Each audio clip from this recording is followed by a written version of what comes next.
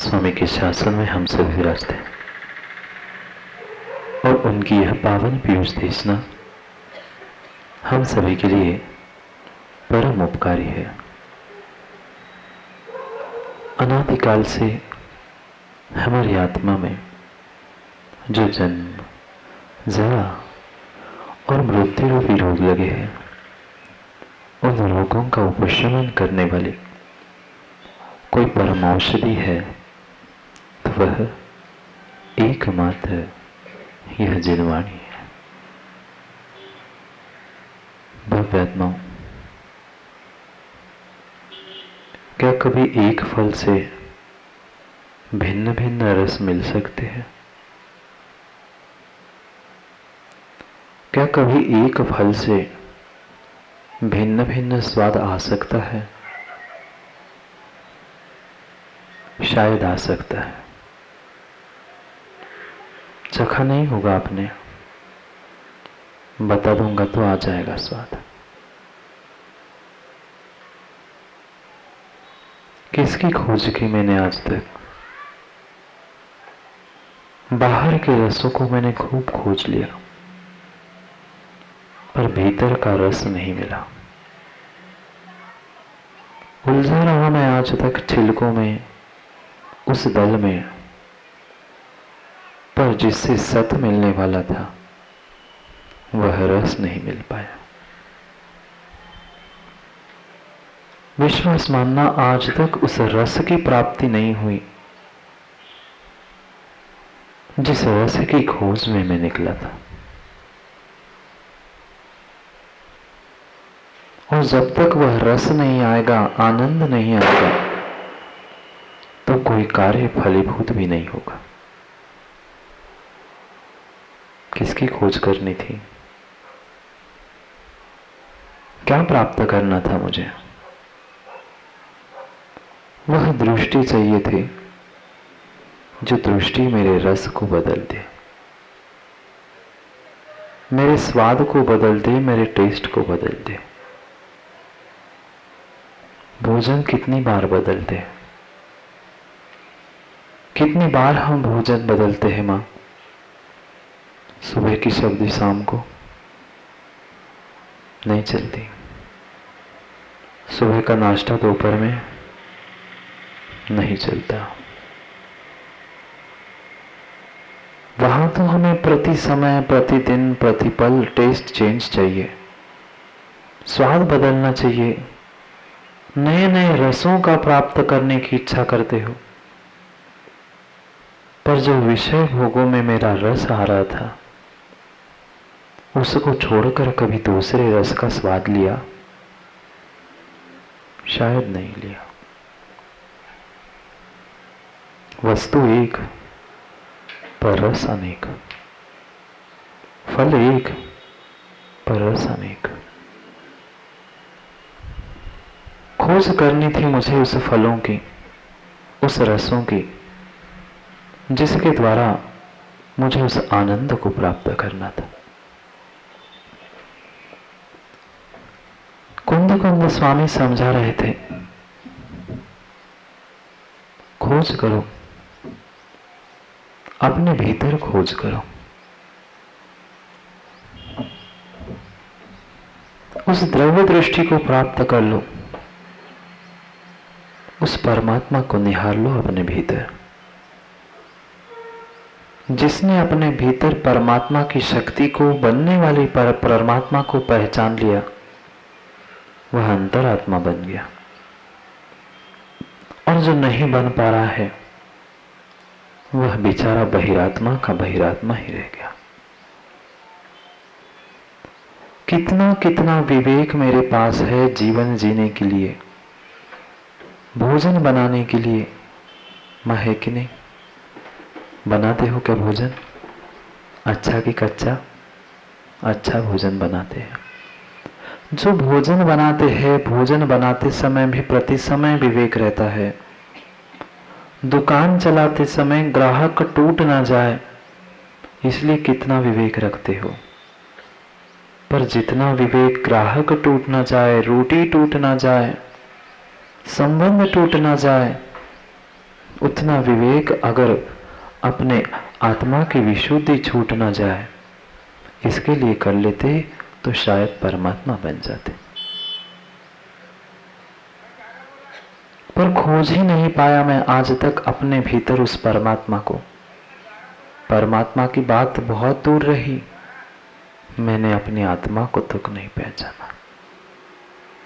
मेरे भीतर कुछ आत्मा नाम की वस्तु है, मैं जीव द्रव्य हूं, वह दृष्टि ही नहीं प्राप्त की। फिर जहां दृष्टि ही नहीं है वहां आगे की बात कहां। यह जैन दर्शन एक ऐसा एकमेव दर्शन है जिसने उस क्रमिक विकास की बात की, आत्मा की। आत्मा के क्रमिक विकास की बात करने वाला अगर कोई दर्शन है तो मात्र वह जैन दर्शन है। यहां मिलना नहीं है, यहां जाकर किसी से मिलना नहीं है, यहां तो बनना है। समझना अंतर। हमें परमात्मा से नहीं जाके मिलना, हमें स्वयं परमात्मा बनना है। स्वयं जब तक मैं परमात्मा शक्ति को नहीं जानूंगा, पर द्रव्य पर पदार्थभूत पर परमात्मा को नहीं पहचानूंगा, भीतर की परमात्मा मिलने वाली नहीं।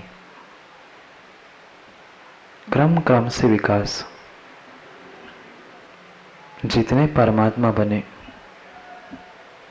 जितने स्वयंभू बने, कहां से बने? वह भी एक आत्मा थी। वही आत्मा अंतरात्मा बहिरात्मा परमात्मा करते करते उस भगवत्ता को प्रकट कर गए। जो स्वयंभू बना वह पहले स्वयं था, पहले उसने स्वयं का अनुभवन किया, फिर जाकर वह भी स्वयंभू बन गया। पहचानो कभी तो अपने उस दृष्टि को कि मैं बहिरात्मा हूं, अंतरात्मा हूं कि परमात्मा शक्ति से युक्त हूं।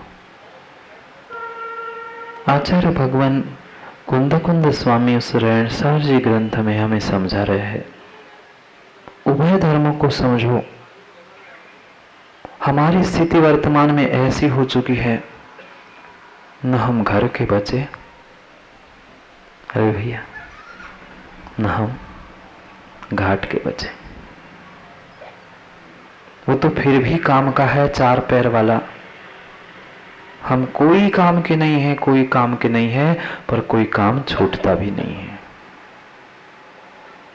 क्या कोई काम? अगर काम के होते तो 10 बार ताने सुनने मिलते क्या? कोई काम के नहीं है, नहीं सुनने मिला आज तक। कितने साल हो गए सचिन भैया शादी को? जितने भी हुए हो, 20, 25, 30, 40 जितने साल हुए, एक आध बार तो, कि ज्यादा ही बार? कितनी बार सुनने मिला? काम के नहीं, बिल्कुल काम के नहीं।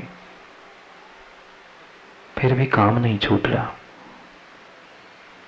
इतना 4 लोगों के सामने, सबके सामने सुनाने के बाद भी हमें नहीं लगता कि हमें काम का नहीं बचा। ऐसे कहने पर और जोर से काम करने लग जाते। अब दिखा दूंगा मैं काम करके। क्या किया? वह आपको, आपकी धर्मपत्नी थी ना, मां धर्मपत्नी कहलाते ना, वास्तव में धर्मपत्नी थी, इसलिए याद दिलाते हैं कि काम की नहीं हो, अभी सुधर जाओ। पर हम उसके विपरीत मान्यता में चले जाते हैं, उल्टा अर्थ करके और जोश से काम करने लग जाते हैं।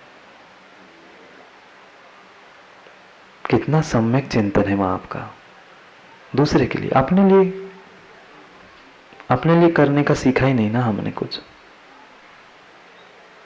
जो कुछ अच्छा काम है मैं दूसरे के लिए समझा के नहीं लिखा है, और जितना गड़बड़ करना है वो मैं स्वयं करूंगा।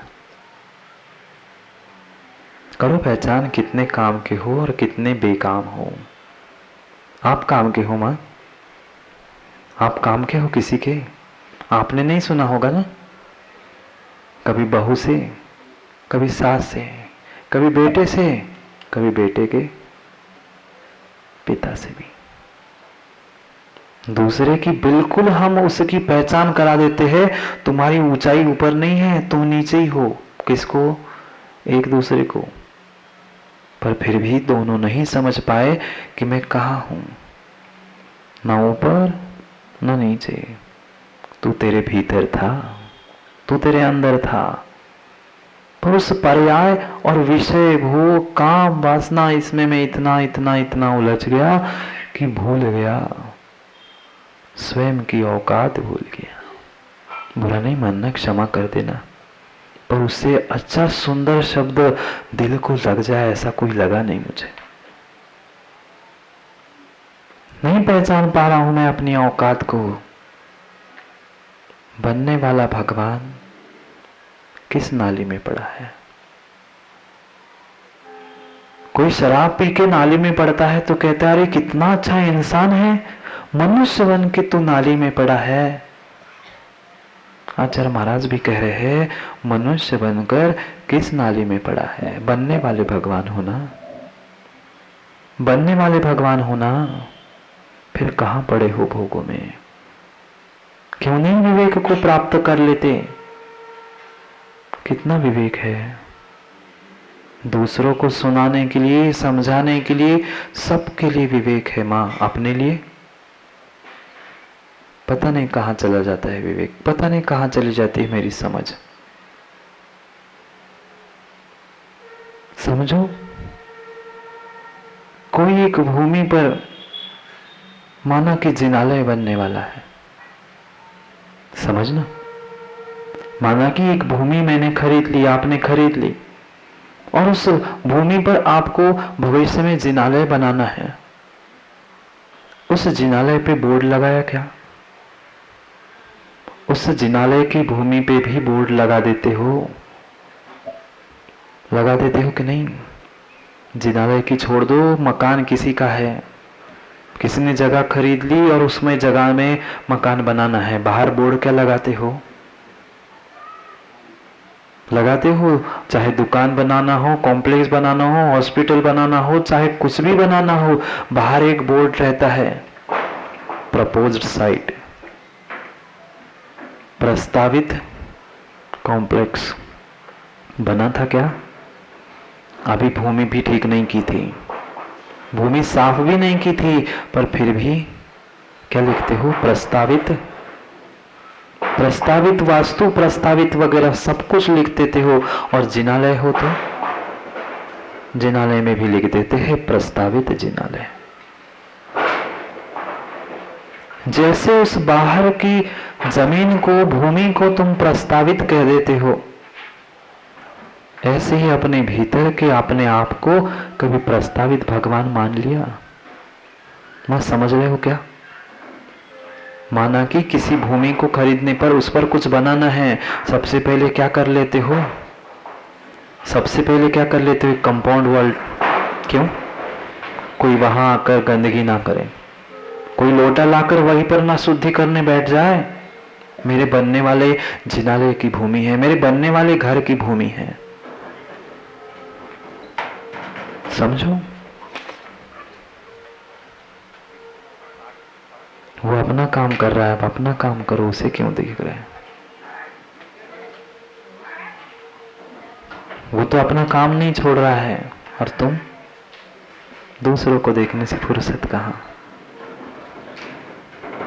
वो तो उसका स्वभाव ही ऐसा है। और हमारे मन का स्वभाव, हमारे मन का भी स्वभाव ऐसे ही। कहां उलझ रहे हैं? बात चल रही थी उस प्रस्तावित जिनालय की। आओ चले गए बंदर, अब मन बंदर को संभाल लो। उस बंदर को तो कई बार संभाल लिया, कई बार भगा दिया। जैसे वो परेशान करता है, भगाने के लिए गए थे भैया से, मन बंदर को संभाला क्या? वह जो प्रस्तावित भूमि थी, हमारी प्रस्तावित जिनालय था, कितनी सेवा की, कितनी रक्षा की। पहले बाउंड्री वॉल खींच ली, बोर्ड लगा दिया, गेट लगा दिया, कोई धोखे से भी वहां ना पहुंचे, कोई धोखे से भी वहां गंदगी करने के लिए नहीं पहुंचे।